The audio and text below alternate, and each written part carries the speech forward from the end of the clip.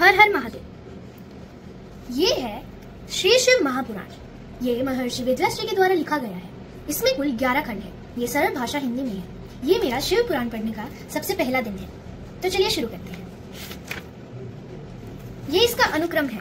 इसके अंदर सारे खंड दे रखे हैं।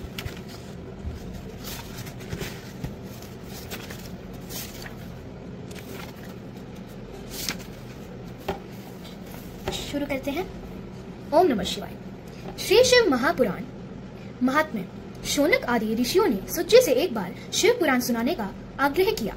सुत जी ने ऋषियों से कहा, आप सब धन्य हैं जो आपके हृदय में शिव जी की कथा सुनने की इच्छा जागृत हुई। इस शास्त्र का वर्णन भगवान शिव ने अपने श्री मुख से श्री सनत कुमार से किया था, इसलिए इसे शिव पुराण भी कहते हैं। इसके पठन मनन और श्रवण से कलयुगी मनुष्य का मन शुद्ध हो जाता है तथा शिव पद की प्राप्ति होती है। जो फल दान एवं यज्ञों के करने से प्राप्त होता है, वही फल शिव पुराण के श्रोताओं को प्राप्त हो जाता है। इस ग्रंथ की 7 संहिताएं हैं, जो इस प्रकार हैं। प्रथम विद्येश्वर, द्वितीय रुद्र, तृतीय शतरुद्री, चतुर्थ कोटिरुद्री, पंचम उमा संहिता, षष्टम कैलाश संहिता, सप्तम वायु संहिता। आत्मवेता मनुष्य को इस पुराण का हमेशा अध्ययन करना चाहिए। पापी देवराज की मुक्ति कथा। सुत जी बोले, हे ऋषियों, जो व्यक्ति दुराचारी, पापी, विलासी एवं दुष्ट होते हैं, वे भी देवराज की मुक्ति कथा के द्वारा पवित्र हो जाते हैं। लालची, मिथ्याभाषी, माता पिता को दुख देने वाले, दंभी, पाखंडी, क्रूर आत्मा, द्वेषी, पतित, हिंसक और निर्दयी पुरुष भी कलयुग में इसके द्वारा पवित्र हो जाएंगे। इस प्रसंग में मैं आपको एक प्राचीन इतिहास सुनाता हूँ, जिसके सुनने से सभी पापों का नाश हो जाता है। किरात नगर में एक ब्राह्मण रहता था, जो बहुत दुराचारी, दरिद्री था। वह धर्म और वेदों से विमुख था। वह इतना गिरा हुआ था कि वह स्नान भी नहीं करता था। उसने अधर्म से बहुत सा धन एकत्रित कर लिया था। वह एक बार एक तालाब पर नहाने के लिए गया। उसी समय वहां एक वेश्या भी आई, जिसका नाम शोभावती था।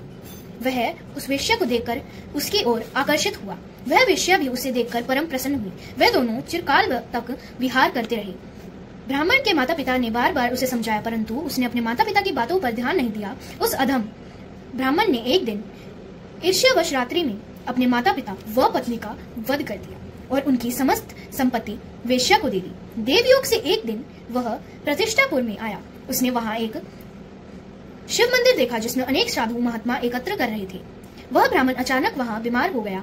बीमारी की अवस्था में उसने एक ब्राह्मण के मुख से शिवजी की परम पवित्र कहानी सुनी। देवराज नामक वह ब्राह्मण एक मास बाद मर गया। यमदूत उसे यमपुरी ले गए। उसी क्षण शिवलोक से शिवजी के दूत रुद्राक्ष धारण किए त्रिशूल लेकर यमलोक में पहुंच गए। उन्होंने देवराज ब्राह्मण को यमदूतों से छुड़ाकर विमान पर सवार होकर कैलाश की ओर चल दिए। यमपुरी में कोलाहल मच गया। शोर को सुनकर यमराज स्वयं पधारे और शिवजी के 4 दूतों को देखकर उनकी पूजा की। धर्मराज अपने ज्ञान चक्षु द्वारा सब कुछ जान गए थे। शिवजी के दूतों ने ब्राह्मण को ले जाकर दया के सागर शिवजी के सम्मुख उपस्थित किया। हे मुनिवरों, शिवजी की यह कथा परम पवित्र है। इसके श्रवण मात्र से ही महापापी ब्राह्मण देवराज भी मुक्त हो गया। इस प्रकार शिव पुराण की कथा को विधि पूर्वक सुनने से अमर फल की प्राप्ति होती है। इसका निष्कर्ष है कि अगर आप महापापी, आपने बहुत से पाप किए हैं अपने जीवन में, और अगर आपने यह शिव पुराण पढ़ लिया तो आपके सारे पाप मुक्त हो जाएंगे। हर हर महादेव।